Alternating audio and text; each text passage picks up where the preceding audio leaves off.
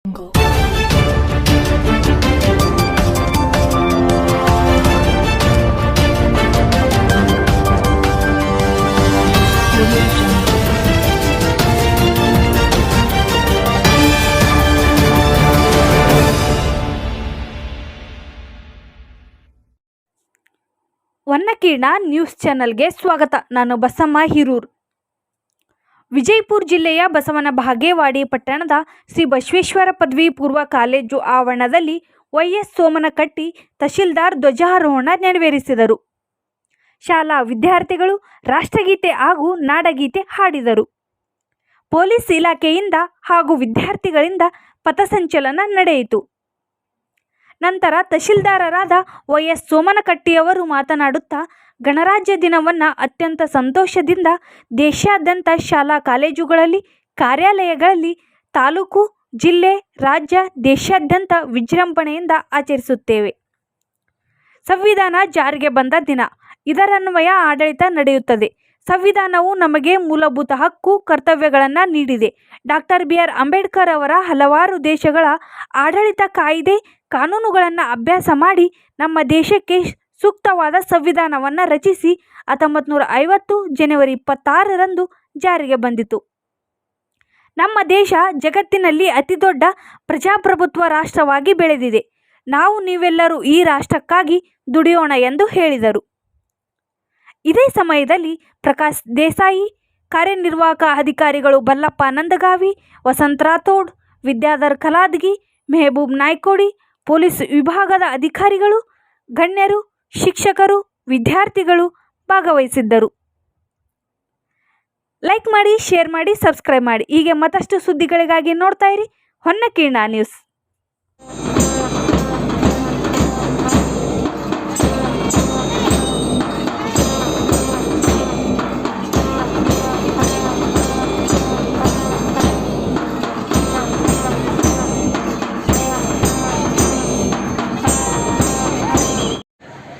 ಇವತ್ತು ಭಾರತ ಸಾರ್ವಭೌಮ ಸಮಾಜವಾದಿ ಪ್ರಜಾಪ್ರಭುತ್ವ ಗಣರಾಜ್ಯವಾದಂಥ ದಿನ. ಇವತ್ತು ಗಣರಾಜ್ಯೋತ್ಸವದ ಜನ್ಮದಿನ. ಯಾಕೆ ಅಂತಂದ್ರೆ 1950 ಜನವರಿ 26ರಂದು ನಮ್ಮ ದೇಶದ ಸಂವಿಧಾನ ಜಾರಿಗೆ ಬಂದಿತು. ಹೀಗಾಗಿ ಈ ದಿನವನ್ನು ಇವತ್ತು ಜಗತ್ತಿನೆಲ್ಲೆಡೆ ನಮ್ಮ ಭಾರತೀಯರು ಅತ್ಯಂತ ಸಂಭ್ರಮ ಸಡಗರದಿಂದ ಇವತ್ತು ಗಣರಾಜ್ಯೋತ್ಸವವನ್ನು ಆಚರಣೆ ಮಾಡ್ತಾ ಇದ್ದೀವಿ. ಈ ದಿನಕ್ಕೆ ಕಾರಣೀಕರ್ತರಾಗಿರ್ತಕ್ಕಂಥ ಎಲ್ಲ ಸ್ವಾತಂತ್ರ್ಯ ಹೋರಾಟಗಾರರನ್ನ ಹಾಗೂ ಸಂವಿಧಾನ ರಚನೆಗೆ ಕೊಡುಗೆ ನೀಡಿರ್ತಕ್ಕಂಥ ಎಲ್ಲ ಮಹನೀಯರನ್ನ ನಾವೆಲ್ಲರೂ ಸ್ಮರಿಸಬೇಕಾದುದು ನಮ್ಮೆಲ್ಲರ ಆದ್ಯ ಕರ್ತವ್ಯ. ಯಾಕೆ ಅಂತಂದ್ರೆ ಸಂವಿಧಾನ ಕೇವಲ ಇದು ದಾಖಲೆ ಅಲ್ಲ, ಇದು ನಮ್ಮ ಪ್ರಜಾಪ್ರಭುತ್ವ ವ್ಯವಸ್ಥೆಯ ಆತ್ಮ ಇದ್ದಂತೆ.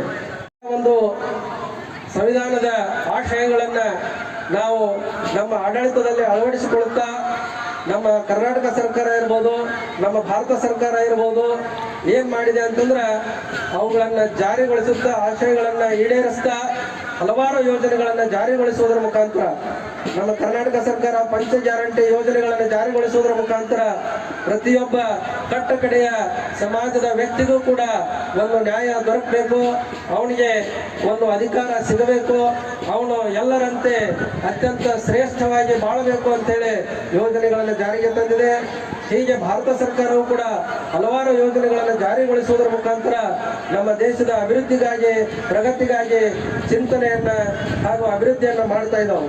ಹೀಗಾಗಿ ಇಷ್ಟೇ ಇನ್ನೂ ಉಳಿದಿಲ್ಲ, ಇನ್ನೂ ಇಷ್ಟೇ ನಮ್ದು ಸಾಧನೆ ಅಲ್ಲ, ಇನ್ನೂ ಸಾಧಿಸಬೇಕಾದದ್ದು ಬಹಳ ಇದೆ. ಯಾಕಂದ್ರೆ ಈಗಾಗಲೇ ನಮ್ಮ ದೇಶ ಜಗತ್ತಿನಲ್ಲಿ ಒಂದು 4ನೇ ಆರ್ಥಿಕ ವ್ಯವಸ್ಥೆಯಾಗಿ ಹೊರಹೊಮ್ಮಿದೆ. ಇನ್ನೂ ನಾವು ಪ್ರಗತಿಯನ್ನು ಸಾಧಿಸಬೇಕಾಗಿದೆ. ನಾವೆಲ್ಲರೂ ನಾವೆಲ್ಲರೂ ಈ ದೇಶದ ಅಭಿವೃದ್ಧಿಗಾಗಿ ಶ್ರಮ ವಹಿಸಿದ್ದೀವಿ ಅಂತಂದ್ರೆ ನಾವು ಇನ್ನೂ ಅಭಿವೃದ್ಧಿ ಮಾಡುವುದರಲ್ಲಿ ಎಳಷ್ಟು ಸಂಶಯವಿಲ್ಲ. ಈಗಾಗಲೇ ನಮ್ಮ ಬಸವನ ಬಾಗೇವಾಡಿ ತಾಲೂಕಿಗೆ ಶೈಕ್ಷಣಿಕ ಕ್ಷೇತ್ರದಲ್ಲಿ ಕರ್ನಾಟಕ ಪಬ್ಲಿಕ್ ಸ್ಕೂಲ್ಗಳು ಕೂಡ ಈ ಸಲ ಪ್ರಕಟ ಆಗಿದೆ. 4 ಶಾಲೆಗಳಿಗೆ ಕರ್ನಾಟಕ ಪಬ್ಲಿಕ್ ಸ್ಕೂಲ್ ಅಂತೇಳಿ ಮೇಲ್ದರ್ಜೆಗೆ ಏರಿದವು. ಇನ್ನೂ ಅನೇಕ ಕೊಠಡಿಗಳ ನಿರ್ಮಾಣ ಆಗ್ತಾ ಇದ್ದಾವೆ, ರಸ್ತೆಗಳ ನಿರ್ಮಾಣ ಆಗ್ತಾ ಇದ್ದಾವೆ. ಹಲವಾರು ಅಭಿವೃದ್ಧಿ ಚಟುವಟಿಕೆಗಳು ಕೂಡ ನಮ್ಮ ತಾಲೂಕಿನಲ್ಲಿಯೂ ಕೂಡ ನಡೀತಾ ಇದ್ದಾವೆ. ಅನೇಕ ಸಾಧಕರು ಹಲವಾರು ಸಾಧನೆಗಳನ್ನು ಮಾಡ್ತಾ ಇದ್ದಾರೆ. ಹೀಗಾಗಿ ಅವರೆಲ್ಲರ ಒಂದು ಸಹಕಾರದಿಂದ, ಎಲ್ಲ ಜನರ ಸಹಕಾರದಿಂದ ಹಾಗೂ ಆಡಳಿತ ವರ್ಗದ ಎಲ್ಲ ಅಧಿಕಾರಿಗಳು, ಸಿಬ್ಬಂದಿ ವರ್ಗದವರ ಒಂದು ಸಹಕಾರದಿಂದ ಇನ್ನೂ ಹೆಚ್ಚಿನ ಒಂದು ಪ್ರಗತಿಯನ್ನು ಸಾಧಿಸಿ ನಾವೆಲ್ಲರೂ ಈ ದೇಶವನ್ನು ಅಭಿವೃದ್ಧಿ ಮಾಡೋಣ ಅಂತಕ್ಕಂಥ ಮಾತನ್ನ ಈ ಶುಭ ಸಂದರ್ಭದಲ್ಲಿ ಹೇಳ್ತಾ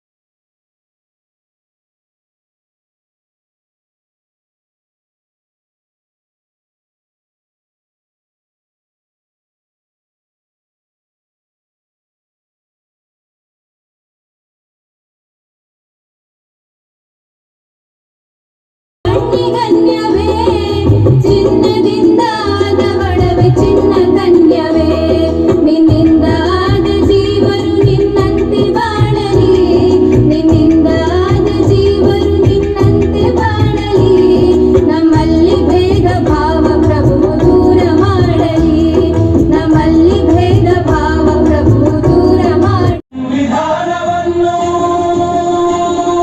ನಮಗೆ ನಾವೇ ಅರ್ಪಿಸಿಕೊಂಡು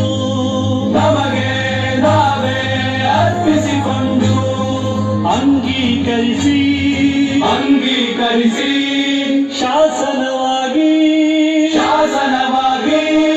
ವಿಧಿಸಿಕೊಂಡಿದ್ದೇವೆ.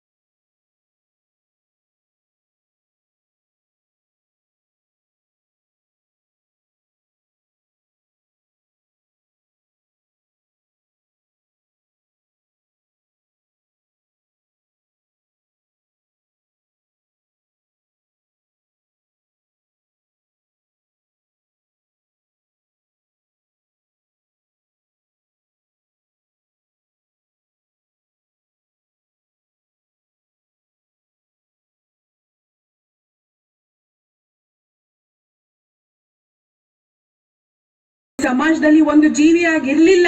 ಅವಳು ಆಸ್ತಿ, ವರ್ಣ, ವಂಶ ರವಾನಿಸೋ ಒಂದು ಯೋಜನೆ ಆಗಿದ್ಲು.